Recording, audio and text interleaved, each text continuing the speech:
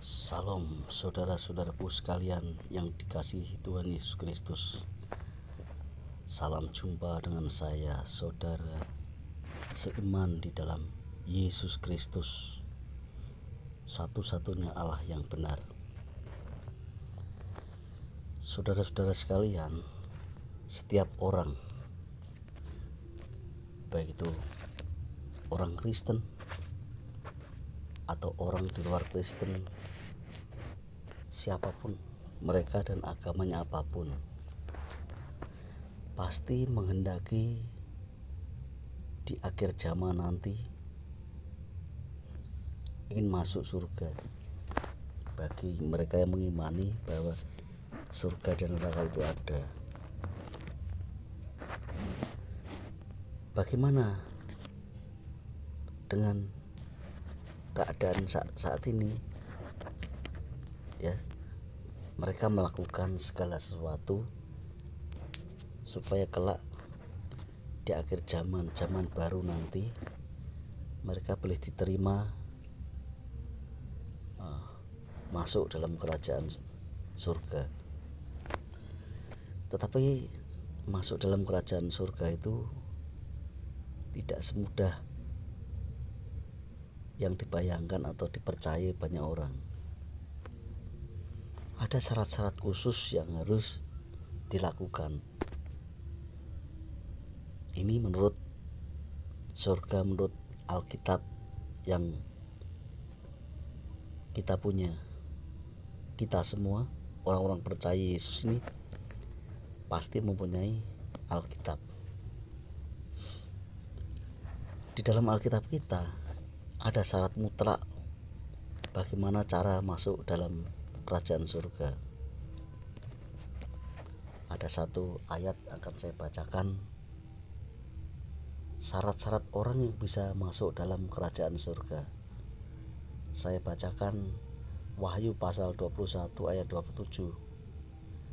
Tetapi tidak akan masuk ke dalam sesuatu yang najis, atau orang yang melakukan kekejian atau dusta, tetapi hanya mereka yang namanya tertulis di dalam kitab kehidupan anak domba. Sekali lagi, tetapi tidak akan masuk ke dalamnya sesuatu yang najis atau orang yang melakukan kekejian atau dusta, tetapi hanya mereka yang namanya tertulis di dalam kitab kehidupan anak domba. Jadi syarat yang pertama untuk masuk ke dalam kerajaan surga itu bukan seberapa aktifmu beribadah, seberapa banyaknya engkau memberikan persembahan, atau seberapa besarnya kebaikan. Tapi syarat utama yang mutlak adalah nama orang yang mau masuk surga itu adalah harus tertulis di dalam kitab kehidupan anak domba.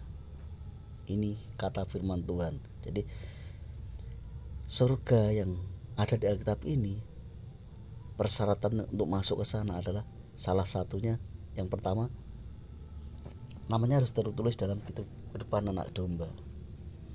Bagaimana mungkin, Pak, nama orang kok tertulis dalam kehidupan anak domba?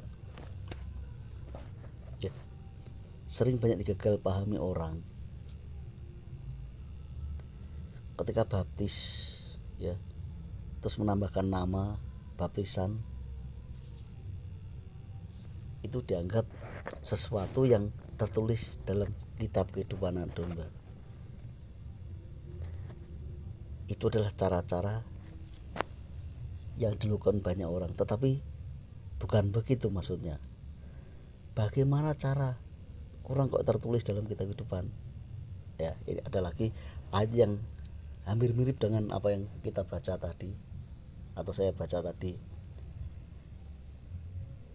Wahyu 20 ayat yang ke-15. Dan setiap orang yang tidak ditemukan namanya tertulis di dalam kitab kehidupan itu, ia dilemparkan ke dalam lautan api itu. Jadi setiap orang yang tertulis dalam kehidupan anak domba, kitab kehidupan anak domba, bisa masuk surga. Sedangkan yang tidak tertulis katanya dilemparkan ke dalam lautan api. Itu kata Alkitab yang kita percaya ini, ya. Jadi syarat mutlak adalah yang tertulis dalam kitab kehidupan milik anak domba. Siapa anak domba? Dialah Alfa Omega. Dia Yesus Kristus. Jadi ada lagi Lukas 10 ayat 20. Namun demikian janganlah bersukacita karena roh-roh itu takluk kepadamu, tetapi bersukacitalah karena namamu ada terdaftar di surga. Sekali lagi tadi tertulis, ya, tertulis. Yang bisa masuk yang namanya tertulis dalam kitab kehidupan anak domba.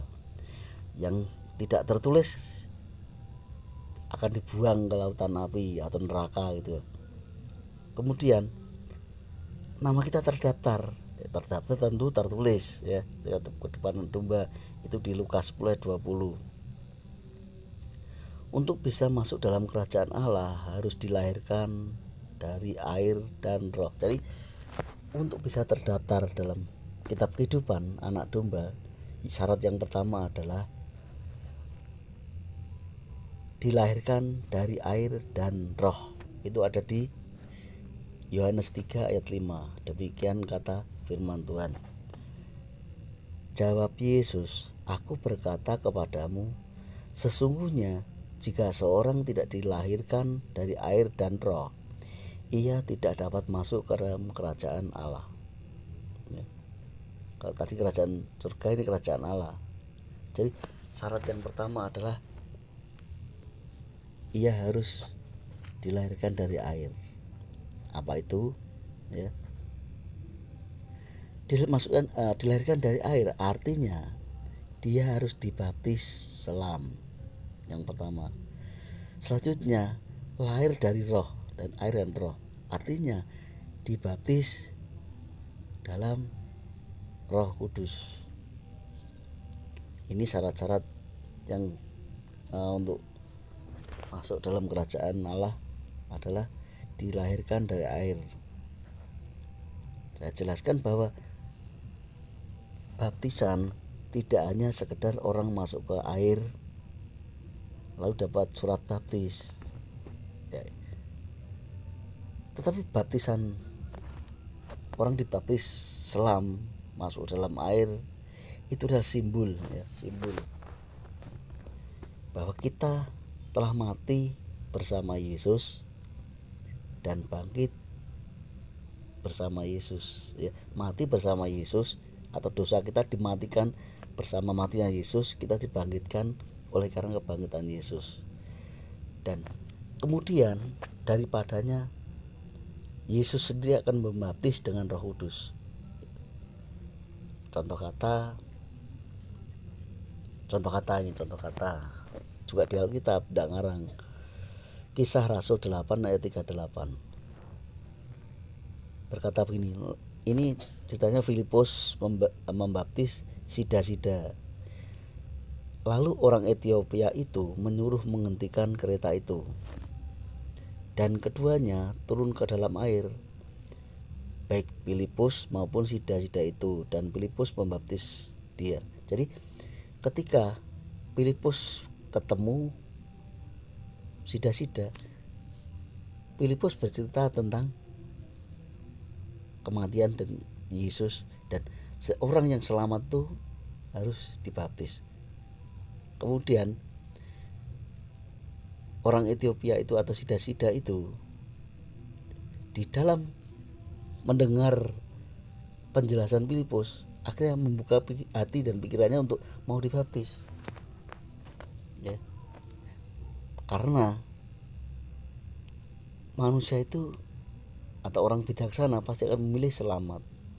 Pasti sida-sida ini juga orang yang sudah percaya, tapi lewat pemberitaan Filipus mereka mau membuka hati mereka untuk mau dibaptis, ya. Kenapa Filipus begitu luar biasa? Perkataannya bisa dimengerti sida-sida orang Ethiopia itu. Karena yang diceritakan adalah keselamatan. Keselamatan sama seperti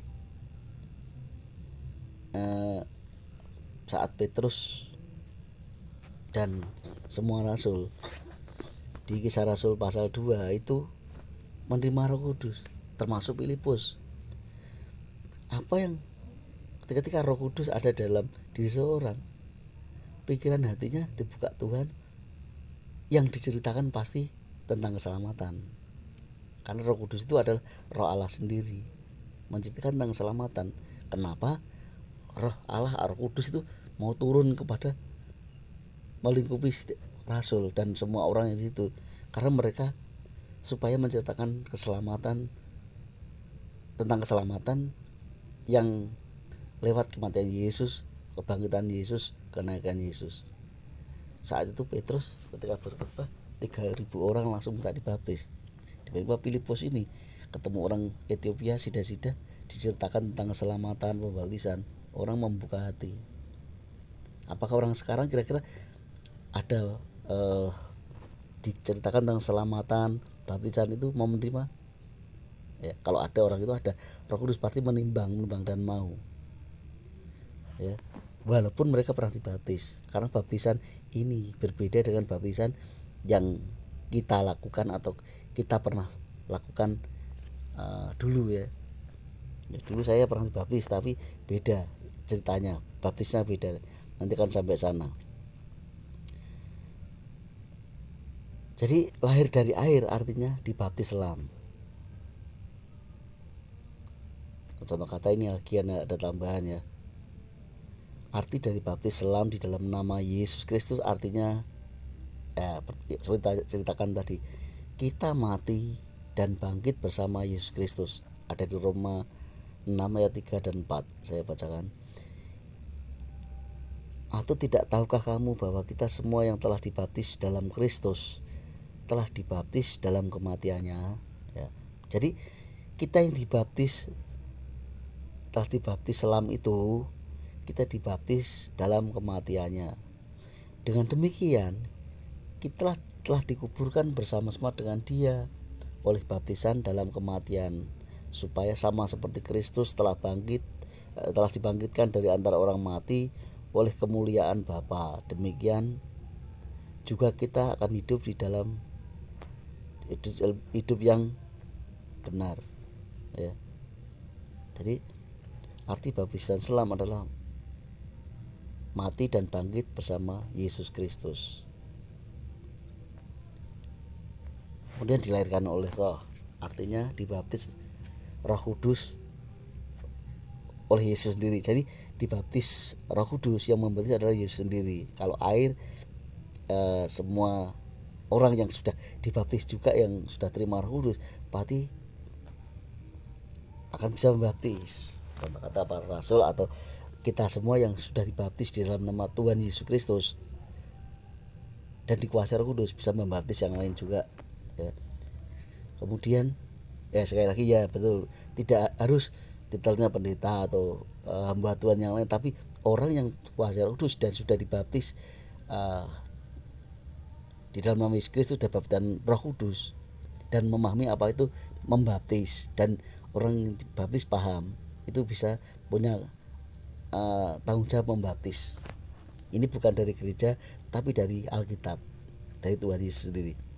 Lalu dilahirkan oleh Roh artinya dibaptis Roh Kudus oleh Yesus. Ternyata agar diampuni dosa itu perlu dibaptis secara benar, yaitu di dalam nama Yesus Kristus.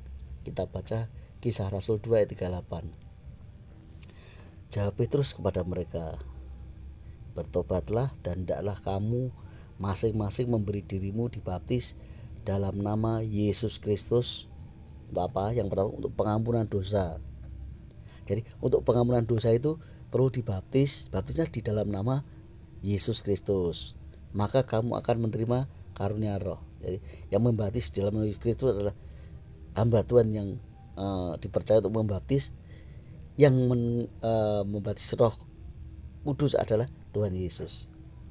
Jadi untuk menerima baptisan Roh Kudus tentu baptisnya harus benar, yaitu dibaptis di dalam nama Yesus Kristus. Karena kita sudah mendapat pengampunan dosa, maka kita mempunyai karunia Roh Kudus. Ya.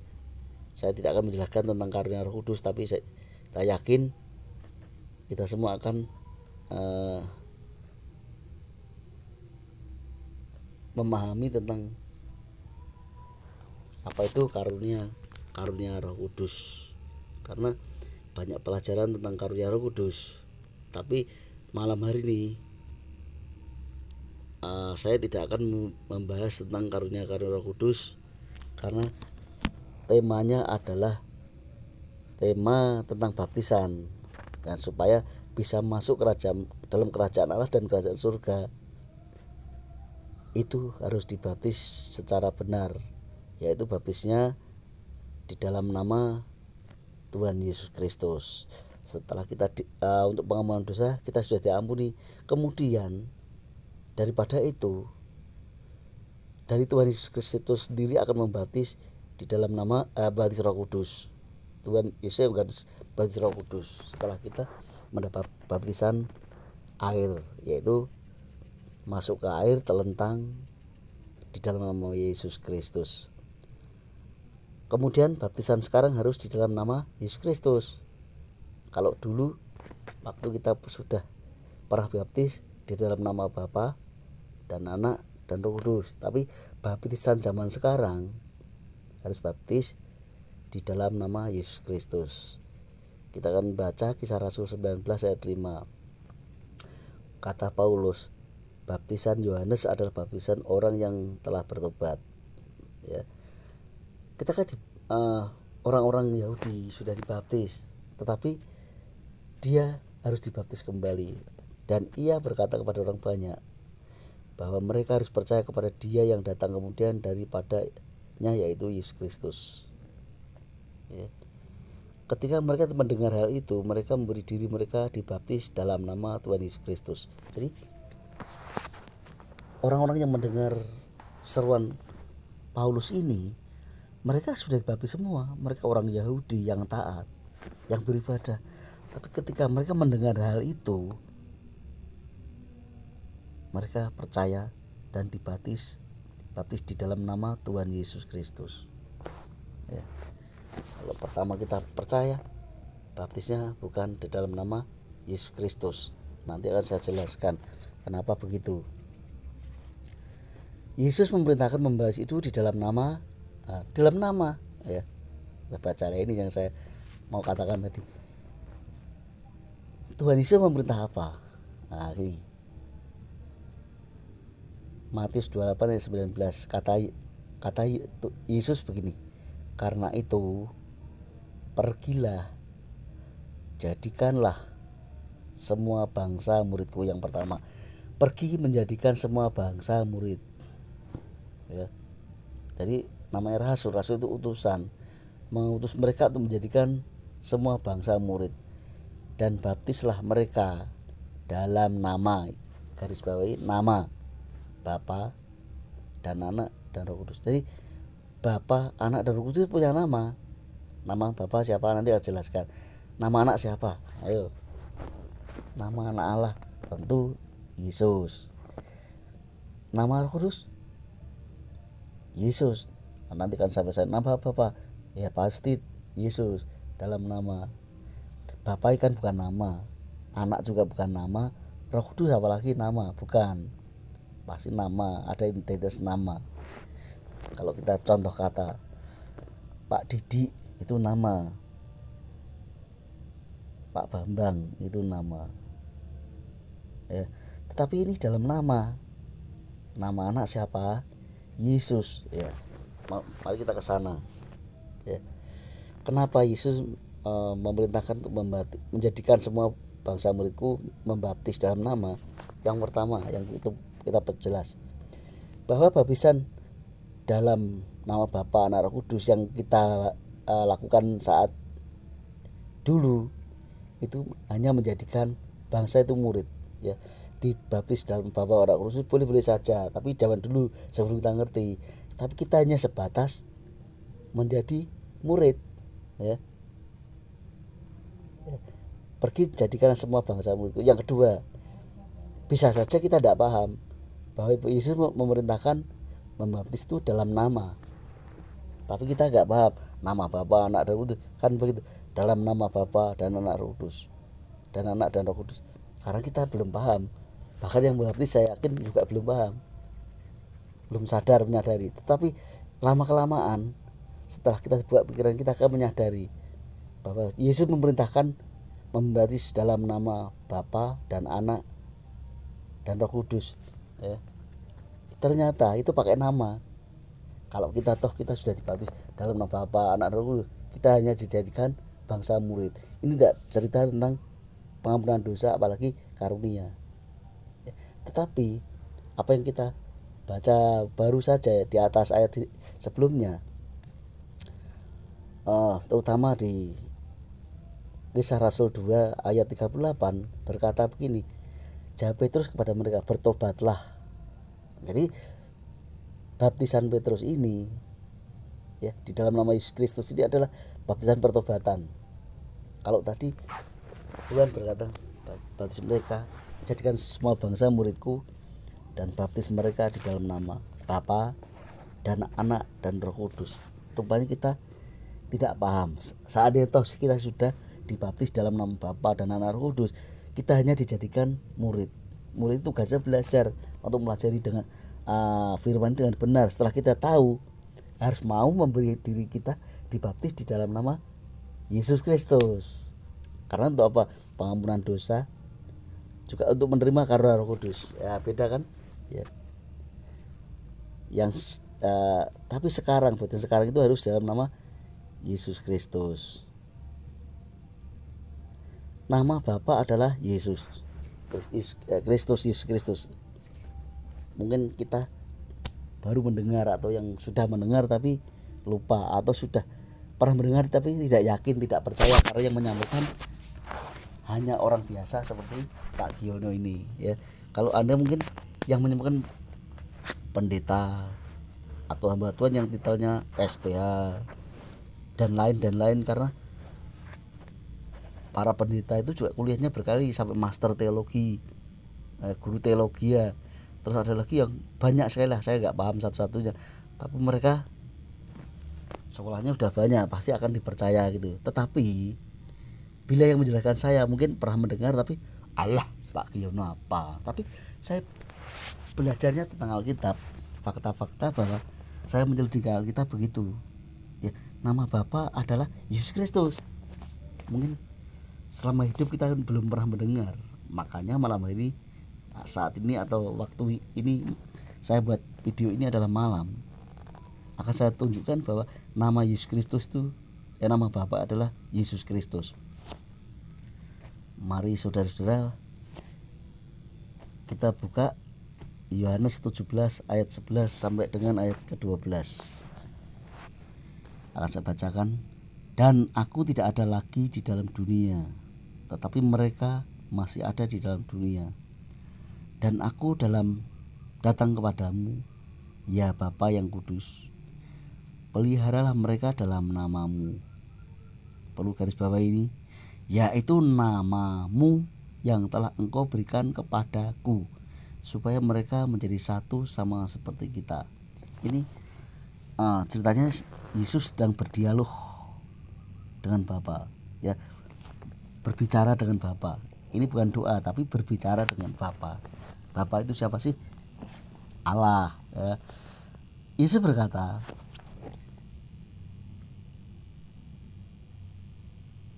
Bapa yang kudus, pelihara mereka dalam namamu, karena Yesus bentar lagi tidak ada di dunia karena ingin mati menggenapi hukum Taurat, ya. Jadi, ya Bapa yang kudus, pelihara mereka dalam namamu, yaitu namamu yang telah engkau berikan kepadaku. Namamu itu, mu artinya Allah, namanya Allah yang telah diberikan kepadaku, pada Yesus artinya, supaya mereka menjadi satu sama seperti kita. Artinya mereka ada dalam Yesus, Yesus ada dalam diri mereka, begitu. Diulang lagi ayat ke-12 supaya kita lebih yakin dari itu. Selama ini kita tidak sadar kalau nama Allah itu, nama Bapa itu Yesus. Selama aku bersama mereka, aku memelihara mereka dalam namamu, yang bersama ya, diulang lagi, yaitu namamu yang telah Kau berikan kepadaku. Namamu nama Bapa, artinya yaitu Yesus, diberikan juga kepada anak Allah yang namanya juga Yesus. Aku telah menjaga mereka dan tidak ada seorang pun dari mereka yang binasa selain daripada dia yang telah ditentukan untuk binasa, supaya genaplah yang tertulis dalam kitab suci. Ya, ini kalau selama ini kita belum pernah mendengar nama Bapa ki sapa toh. Ternyata baptis dalam nama Bapa dan Anak dan Roh Kudus. Nama Bapa siapa? Yesus. Juga diberikan sang anak. Jadi nama Bapa itu ya Yesus, tetapi diberikan kepada anak. Tapi anak Bapa itu kekal, atau Yesus Allah itu kekal. Tapi Allah yang dalam diri manusia itu cuma 33,5 tahun lalu kembali menjadi Allah ya. Jadi nama Bapa adalah Yesus Kristus. Berarti selama ini kita dibaptis dalam nama Bapa dan Anak dan Roh Kudus, tidak sadar bahwa nama Bapa pakai nama ya. Bapa bukan nama, tapi namanya Bapa siapa? Yesus Kristus. Nama Anak Yesus Kristus. Kemudian nama Roh Kudus. Nah, ini perlu kita belajar lagi. Saya mau menjelaskan siapa nama Roh Kudus. Kalau tadi baptislah mereka dalam nama Bapa dan Anak dan Roh Kudus. Nama Bapa adalah Yesus Kristus. Nama Anak sudah pasti Yesus Kristus ya, tidak usah saya carikan di Alkitab. Anda semua pasti ngerti kalau anak Allah itu namanya Yesus Kristus. Kemudian nama Roh Kudus. Nah, ini mungkin saudara-saudara semua ya, 100 orang yang mendengar bahwa Roh Kudus itu punya nama baru satu, atau bahkan 100 orang sama sekali belum pernah mendengar, atau mereka mendengar tidak percaya sekali lagi bahwa nama Roh Kudus itu juga Yesus, karena yang menyampaikan Pak Giono ya, orang yang bukan pendeta, bukan STH ya, orang biasa. Tapi saya belajar tentang Alkitab, percaya seutuhnya Alkitab dan menyelidiki, yang minta hikmat dari Yesus Kristus yang punya firman ini, supaya kita dibukakan pikiran kita dan mengerti kitab suci. Contoh kata, siapa nama Roh Kudus? Kita buka Yohanes 1 ayat 26. Inilah nama Roh Kudus. Tetapi penghibur, yaitu Roh Kudus, yang akan diutus oleh Bapa dalam namaku, Dia yang mengajarkan segala sesuatu kepadamu dan akan mengingatkan kamu akan semua yang telah kukatakan kepadamu. Jadi nama Roh Kudus itu pakai nama Yesus ya. Jadi nama Bapa Yesus Kristus, nama Anak Yesus Kristus, nama Roh Kudus juga Yesus Kristus. Makanya sinkron ya, klop atau sinkron dengan baptisan yang dilakukan para rasul, yaitu membaptis mereka di dalam nama Yesus Kristus. Nama Bapa Yesus Kristus, nama Anak Yesus Kristus, nama Roh Kudus juga Yesus Kristus ya. Makanya kalau ada orang, loh kok itu kitabmu beda, Yesus memerintahkan membaptis dalam nama Bapa, Anak, Roh Kudus, tapi kenyataannya semua rasul membaptis itu dalam nama Yesus Kristus, nama Tuhan Yesus ya, bisa ya. Kenapa begitu? Yang nggak tahu akan bilang ini, yang nggak baca Alkitab. Wow, itu ya bukannya ngarang. Saya pernah berdialog begitu dengan orangnya, dikatakan debat ya, enggak, aku ngelewatnya YouTube berdialog. Orang nggak ngerti bilang gini, wah itu para rasul tuh membanggang Yesus ya. Kalau itu kan kamu, menurut kamu tidak ada di sana murid membanggang Yesus. Carikan dulu saya kalau ada murid membanggang Yesus. Yang benar adalah murid-murid paham akan perintah itu, tetapi kita semua ribuan tahun tidak paham. Baru beberapa tahun ini orang paham bahwa nama Bapa, nama Anak, nama Roh Kudus itu Yesus Kristus. Makanya sinkron dengan para rasul membaptis banyak orang itu memakai nama di dalam nama Yesus Kristus. Kalau dalam nama Bapa, Anak, Kudus, kalau toh itu sudah pernah terjadi, hanya memuridkan, baptisan murid, memuridkan ya. Juga Matius 28 ayat 19. Banyak orang nggak ngerti bahwa itu di dalam nama, artinya memakai nama, ya. Tetapi yang benar adalah rasul-rasul, ya. Buktikan kalau ada rasul semua membaptis dalam nama Bapa dan Anak Roh Kudus. Mereka membaptis di dalam nama Yesus Kristus. Karena sekali lagi nama Bapa adalah Yesus Kristus, nama Anak 100% Yesus Kristus, nama Roh Kudus juga Yesus Kristus. Maka para rasul membaptis begitu. Ini semua adalah Alkitab, ya. Ngambilnya dari Alkitab yang saudara-saudara bawa, juga yang saya bawa, yang para pendeta juga dibawa, yang doktor teologi juga bawa, sama Alkitabnya dengan kita. Yang profesor teologi juga sama Alkitabnya, buatan lembaga Alkitab Indonesia, sama seperti kita ini, seperti saya. Tetapi kenapa beda-beda cara memandangnya? Karena mereka belajar teologi, ya, sekolah teologi, artinya yang dipelajari bukan 100% Alkitab, tapi sejarah dan macam-macam, sejarah dunia dan macam-macam, ya.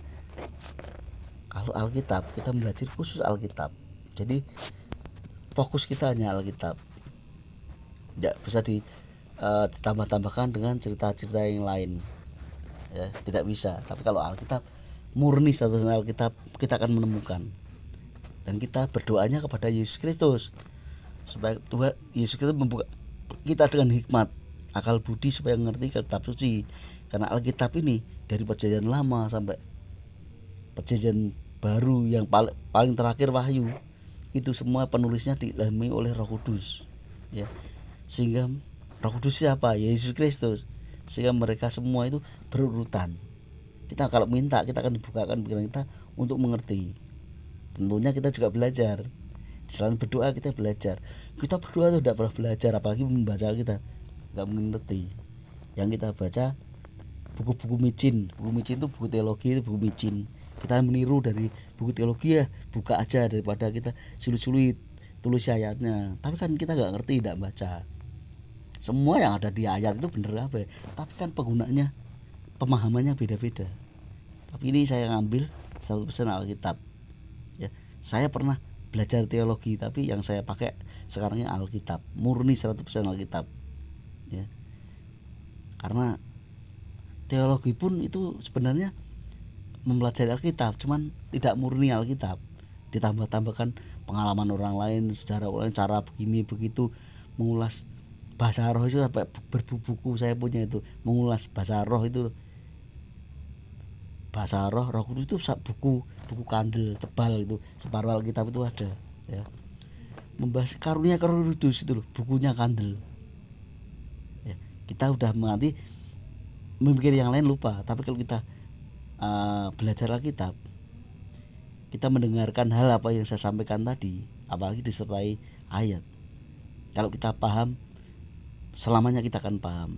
Karena yang membuat paham kita bukan kepintaran kita, kecerdasan kita, bukan. Karena Roh Kudus berbicara kepada kita, mengingatkan kita, ya. Jadi apa yang saya sampaikan ini kiranya bermanfaat bagi kita semua, bahwa baptisan yang benar adalah baptis di dalam nama Tuhan Yesus Kristus. Fungsinya untuk pengampunan dosa. Cara baptisnya masuk ke dalam air, terlentang di dalam nama Tuhan Yesus Kristus. Gambaran bahwa itu artinya mati dan bangkit bersama Yesus. Kemudian setelah kita menerima baptisan itu, ya, kita menerima yang namanya Yesus Kristus akan membaptis dengan Roh Kudus. Syaratnya supaya kita dibaptis dengan Roh Kudus, kita bertobat dan dibaptis dalam nama Yesus Kristus. Kemudian kita tetap berdoa kepada Yesus Kristus. Doanya kepada Yesus Kristus, memulihkan nama Yesus, yang kita sembah Yesus Kristus, supaya kita dibaptis Roh Kudus, ya. Sekali lagi, nama Bapa, nama Putra, nama Roh Kudus itu Yesus Kristus. Yang kita sembah adalah Yesus Kristus, supaya kita